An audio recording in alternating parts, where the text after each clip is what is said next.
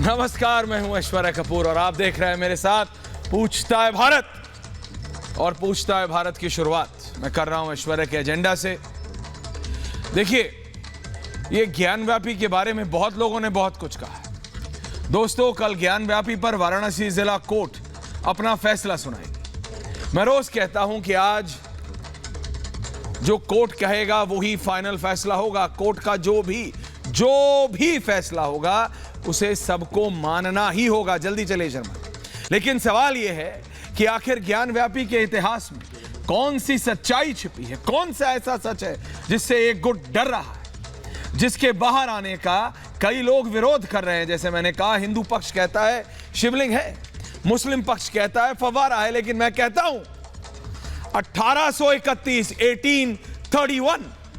1831 में लिखी किताब, जिसके लेखक ये पक्ष नहीं कह सकता इस पक्ष के थे, इस पक्ष नहीं कह सकता इस पक्ष के थे। वो हिंदुस्तानी नहीं थे, जैसे औरंगजेब और बाबर नहीं थे। जेम्स प्रिंसेप ये हिंदुस्तानी नहीं थे। इनकी किताब क्या कहती है आज बताऊंगा। आज ये जानना बेहद जरूरी है कि जेम्स प्रिंसेप 1830 से 1832 के बीच बनारस में रहे थे वो, और प्रिंसेप के बड़े आर्किटेक्ट थे, इंजीनियर थे, जो भी थे बॉस। मैं कह रहा हूं, बात होती है कि इसने ये लिखा, इसने ये कहा, तो एक ऐसे व्यक्ति की मानो कि जो ना जो इधर का था ना जो उधर का। उन्होंने बड़े शोध किए, और ऐसे ही नहीं, फोटोज के साथ, पिक्चर्स के साथ। इन्हीं शोधों में बनारस शहर का आर्किटेक्चर के बारे में बात होने लगी, तो उसमें कहा कि जेम्स प्रिंसेप ने 1832 में बनारस इलस्ट्रेटेड में इस ज्ञानव्यापी परिसर का ग्राउंड आर्किटेक्चरल डिजाइन बनाया। कहा कि ऐसा डिजाइन है कि ये इतने सदियों पहले का है, लेकिन फिर भी ऐसा लगता है कि आज, यानी 1832, उस समय पूरे भारत में वैसा कोई स्ट्रक्चर नहीं था। इस नक्शे के बीच में महादेव मौजूद है। ये जेम्स प्रिंसेप लिखते हैं। महादेव के दोनों तरफ शिव मंडप बने हुए हैं। ऊपर एक और तारकेश्वर और दूसरी ओर मानकेश्वर मौजूद है।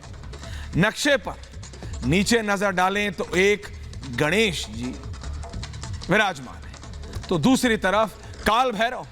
ये जेम्स प्रिंसेप कह रहे हैं। जब शोएब जमई आएंगे, सुधांशु त्रिवेदी आएंगे, अनुराग भदौरिया आएंगे, थोड़ी देर में बैठेंगे डिबेट में। ये सब मैप है, ये देखिए, ये क्या है, ये नक्शा, ये डिजाइन, ये क्या है, ये अपने आप में बताती। चलते रुकिए, मैं इसलिए कह रहा हूं ये महत्वपूर्ण है कि यहां 35 फीट, और किताब में लिखा है कि यहां 35 फीट का भव्य शिवलिंग भी मौजूद है, और जिसमें दिन रात गंगा जल गिरता है, और उसमें एक प्रणाली ऐसी बनाई हुई है कि जो गंगा जल ऊपर गिरेगा वो नीचे निकलता रहेगा, यानी ड्रेनेज सिस्टम। उन लोगों को ये जेम्स प्रिंसेप की एक किताब जरूर पढ़नी चाहिए जो लोग सर्वे का विरोध कर रहे हैं। मैं कह रहा हूं भाई, जेम्स प्रिंसेप को भी नहीं मानना मत मानो, ये तो सिर्फ एक बात है, क्योंकि यहां बात आती है इस किताब में लिखा है, इसने लिखा है, फलाने ने लिखा है, ढिमकाने ने लिखा है, 1910 में लिखा है, 1840। ये शोएब जमई आ गए, अपना झोला खोल लिया है उन्होंने, कागज निकालने शुरू कर दिए हैं कि बोले तुम 1830-32 की जेम्स प्रिंसेप की किताब की बात कर रहे हो, मैं भी अपना कोई निकालूंगा, मैं भी कोई जेम्स लेके आऊंगा नया। लेकिन दर्शकों, मेरा सिर्फ कहना यह है, और मैं अंग्रेजी में 2 शब्द पढ़ रहा हूं, मैं अंग्रेजी में 2 शब्द पढ़ रहा हूं, उसके बाद आप बताइएगा, और फिर मैं डिबेट खोल रहा हूं, क्योंकि सुधांशु त्रिवेदी अगले 5 मिनट में जुड़ेंगे। लेकिन मैं ये कहता, और उसमें देखिए उसमें क्या लिखा है, पेज नंबर 105 में लिखा है, the principal lingam of Mahadeva stood in an ornamented reservoir in center, having a drain below to carry off the Ganges water, which was continuously being poured over it day in and day out. Day in and day out.